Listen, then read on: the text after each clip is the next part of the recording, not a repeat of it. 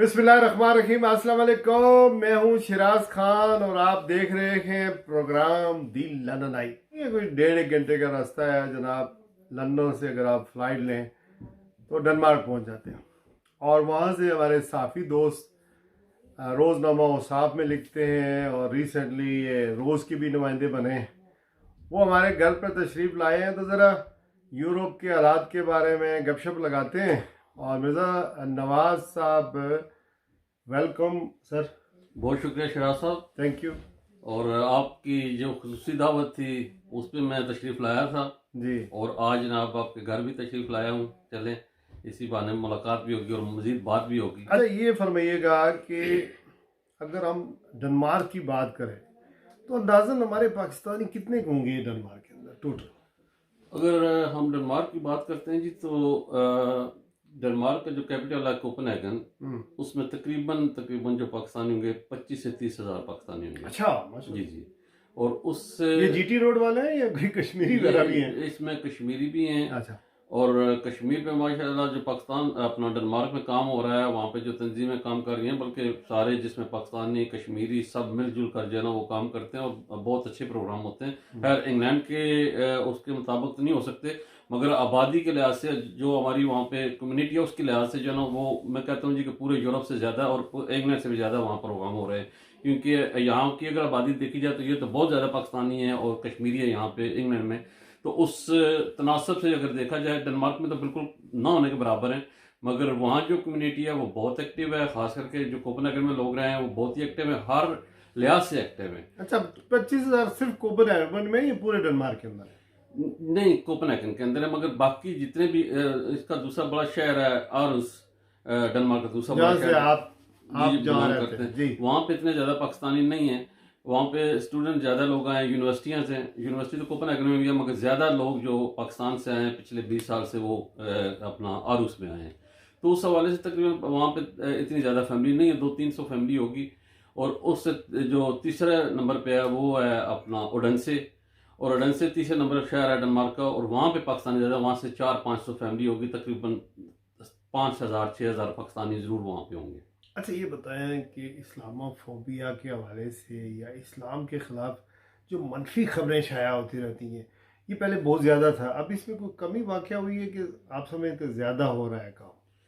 अगर डेनमार्क के हवाले से बात की जाए तो मैं ये समझता हूँ कि देखें कि पांचों उंगली जो है ना वो बराबर नहीं होती। हर जगह पे कोई भी, पाकिस्तान हो, इंग्लैंड हो या यूरोप हो या डेनमार्क हो, वहाँ पे अच्छे बुरे लोग ज़रूर मौजूद होते हैं।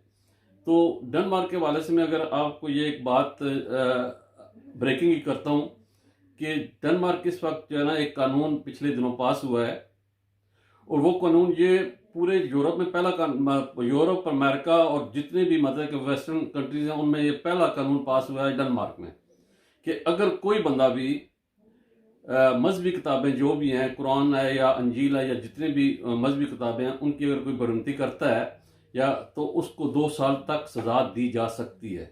तो आप अंदाज़ा लगा लें कि हमारी पाकिस्तानी कम्युनिटी ख़ास करके ये बड़ी एक्टिव है वहाँ पे। उसने ये कानून जो है ना वहाँ से पास करवाया। हालांकि यूके में हमारे पार्लियामेंटेरियन ज़्यादा हैं, हमारे काउंसलर ज़्यादा हैं, हमारे मेयर ज़्यादा हैं, हमारे मतलब कि हर मतलब जो भी शोबा उठाया जाए, मीडिया का शोबा उठाया, वहाँ पे काफ़ी एक्टिव लोग हैं यहाँ पे, मगर उसके बावजूद भी यहाँ पे ये कानून पास नहीं हो सका। बल्कि इसके अलावा बड़े बड़े मुल्क हैं, फ्रांस है, जर्मनी है, बाकी स्कैंडिनेवियन कंट्रीज़ हैं, और बड़े बड़े अगर जर्मनी की बात की जाए तो वहाँ पे बहुत ज़्यादा एक्टिव लोग हैं, बहुत ज़्यादा मेजॉरिटी है तर्किश लोगों की, मगर वहाँ भी ये कानून पास नहीं हो सका। मगर हमारी कम्युनिटी खास करके पाकिस्तानियों ने, जो एक्टिव पाकिस्तानी है वहाँ पे, उनका मीडिया का बहुत बड़ा रोल है। उसके साथ साथ बाकी भी जितने मुसलमान हैं उनका रोल है, और जिसका नतीजा ये है कि आज अगर कोई बंदा, क्योंकि वहाँ पे काफ़ी मसाइल पैदा हुए हैं, मगर लोगों ने आहिस्ता आहिस्ता वहाँ की जो पार्टियां उनमें एंटर होकर वहाँ पे जो है ना उन्होंने काम किया है। और उसका नतीजा ये है कि आज जो है ना जो भी कोई भी बंदा हो जो अलामी किताबें उनकी अगर कोई बेअदबी करता है तो उसको 2 साल तक कैद हो सकती है।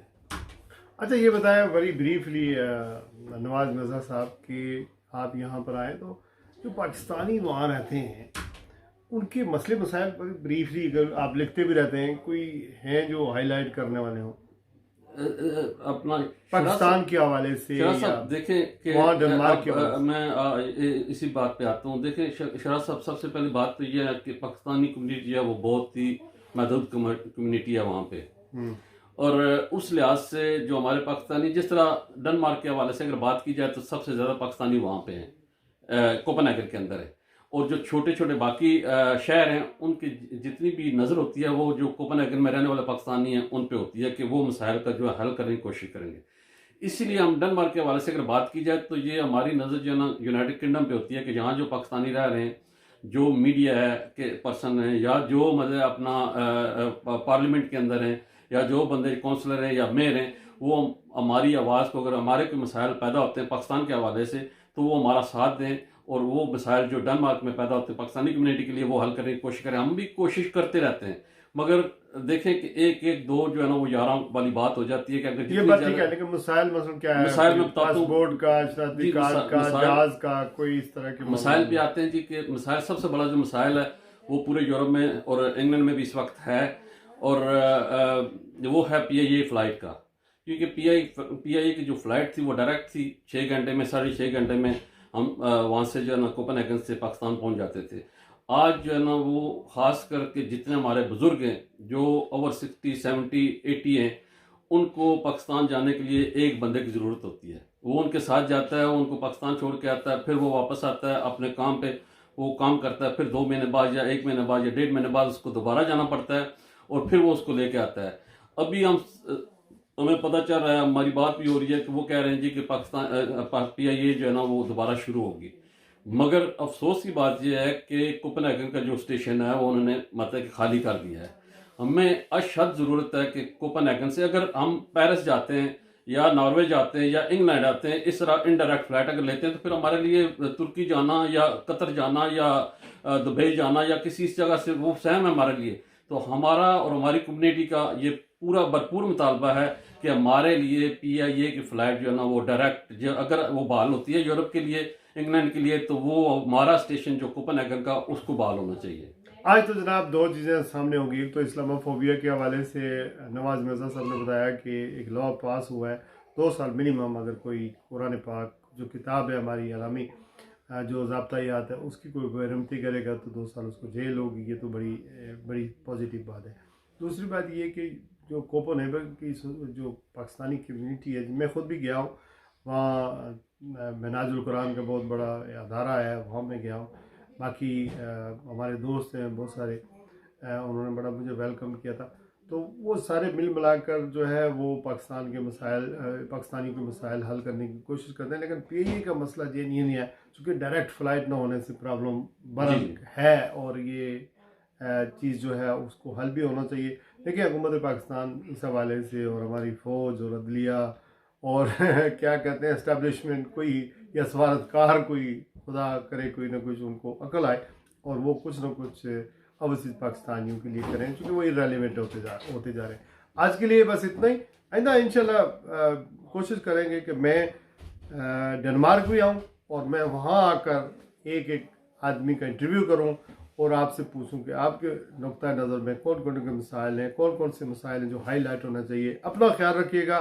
یہ محبت کا چھوٹا سا ایک پیغام ہم نے لندن سے ڈنمارک کے لوگوں کے لیے بھیج رہے ہیں یہاں سے.